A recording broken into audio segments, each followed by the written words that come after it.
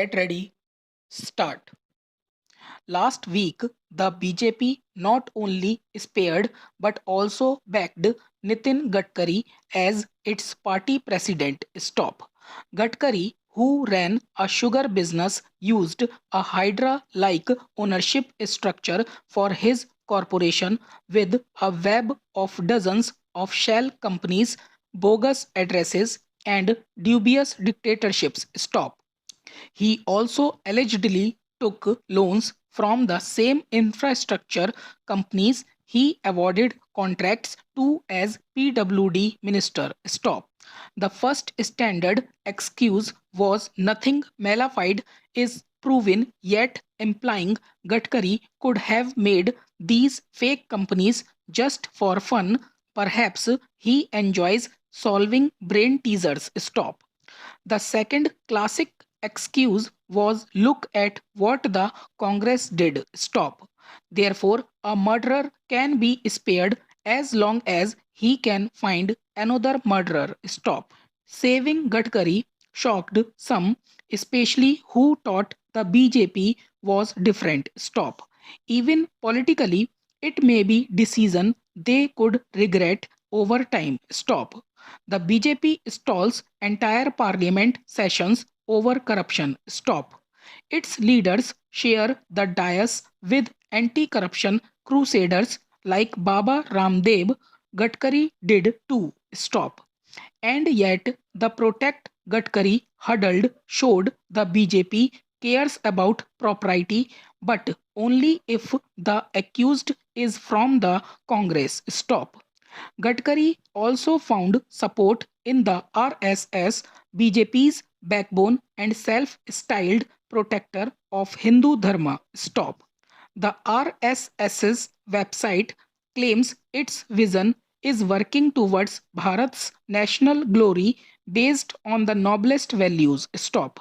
One wonders which Hindu Dharma text allows tax evasion structures and loan to politicians from businessmen with clear conflict of interest. Stop.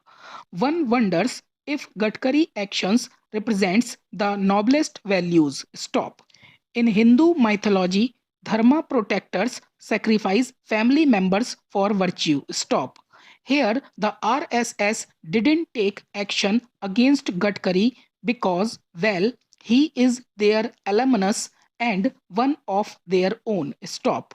But more important than venting about the two faced nature of some organizations or blaming Gadkari and few other politicians is understanding why all political parties back their corrupt members despite massive allegations and enough circumstantial evidence. Stop. The answer lies in the way India thinks. Stop. While it is easy to blame politicians, the fact remains that our politicians are not ethical because we aren't ethical. Stop. The simple, bitter truth is that the electorate just doesn't care much about financial impropriety. Stop. Sure, we bicker, moan, and fuss about politicians looting us. Stop. However, it is not that high up in the hierarchy of wrongs a politician could commit. Stop. A moderate amount of corruption is almost expected and accepted. Stop. It is only when graft is done in an obvious large scale and arrogant manner that Indians get somewhat upset, and that too for a short period of time. Stop. Do it, but don't be so blatant and rub it in our faces, is what we seem to be telling them. Stop. Tax evasion, dubious accounting, and shady friendship are almost seen as natural behavior for an Indian businessman. Stop. We don't see it as crime. Stop.